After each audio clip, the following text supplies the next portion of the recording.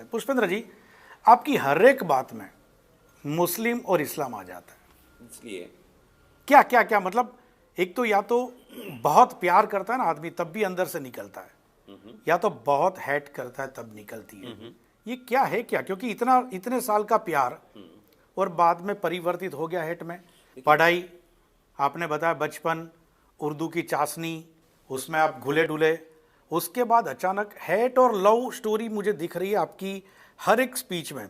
एक जमाने में प्यार किया, बहुत स्टडी किया, डीपली अंदर आप घुस गए इस्लाम में, बाद में अचानक हेट स्पीच।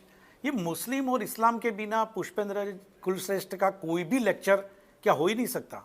क्योंकि एक पत्रकार, मैं इसलिए पूछ रहा हूँ, एक पत्रकार होता है ना, उसके पास बहुत सारे सब्जेक्ट होते हैं, लेकिन ये पत्रकार सिर्फ 2 सब्जेक्ट के अंदर सीमित रह गया।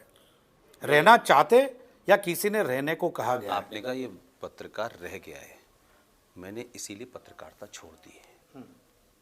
मुझे अपने नाम के आगे कोई ये कहे कि आप पत्रकार हैं, इस पे एतराज है। मैं पत्रकार था, और जब तक था तो जो पत्रकारिता के मापदंड थे वो मैंने पूरे किए।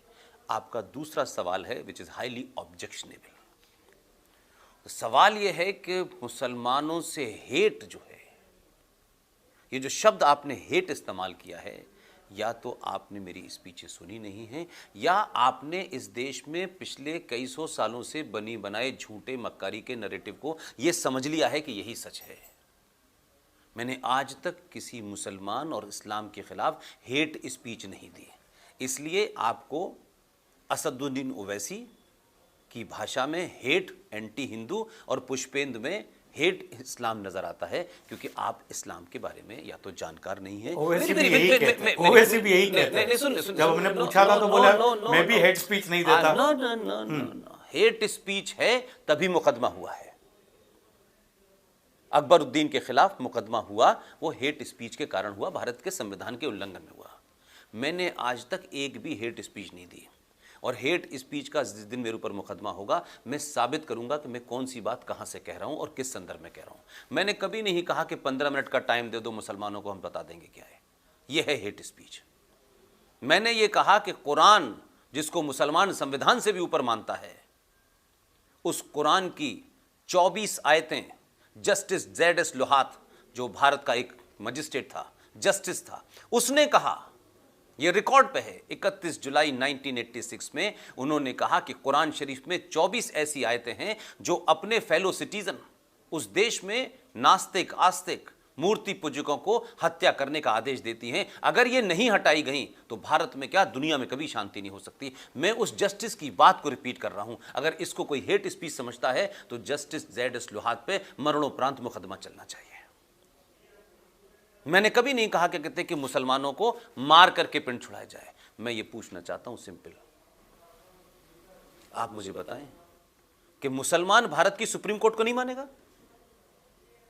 अगर ब्राह्मण कर सुप्रीम कोर्ट को नहीं मानेगा तो मैं भी ये कहूंगा कि आप कौन होते हैं सुप्रीम कोर्ट को न मानने वाले? अगर सुप्रीम कोर्ट है, भारत का इंस्टीट्यूशन है, तो आपको मानना होगा। आप उससे ये तो कह सकते हैं फैसला मेरे हक में नहीं आया तो मैं नाराज हूं, लेकिन फैसला अगर याकूब मेनन पे आएगा, सजाए मौत का आएगा, तो आप ये नहीं कह सकते हैं कि याकूब मेनन की जुडिशियल मर्डर हुआ है। फिर तो हर आदमी इस देश में, हर गुंडा कहेगा कि साहब मुझे सजा, मुझे जाति के नाम पे मारा गया, मैं यादव था इसलिए मारा गया, मुझे बनिया था, ठाकुर था। तो जुडिशरी का फिर मतलब क्या हुआ? तो याकूब मेनन की फांसी मुसलमान की फांसी है, याकूब मेनन की फांसी जुडिशियल मौत है, और अखलाक, एक आदमी गाजियाबाद में उसे भीड़ मारती है, मैंने बार बार ये कहा, वो भीड़ ने जस्टिफाई काम नहीं किया, गलत है। लेकिन एक आदमी का मरना, तो इस देश में मॉब लिंचिंग होती है, अखबार छापते हैं, मीडिया छापता है। सुप्रीम कोर्ट भी कहती है we are not ready to accept Lynchistan in India. लेकिन यही सुप्रीम कोर्ट है, यही भारत है। औरंगजेब और बाबर के जमाने की बात नहीं करता मैं, पूछना चाहता हूं 2500 कश्मीरी हिंदू पंडितों को उनके साथी पड़ोसी मुसलमानों ने उनकी पूजा और पद्धति के कारण मारा।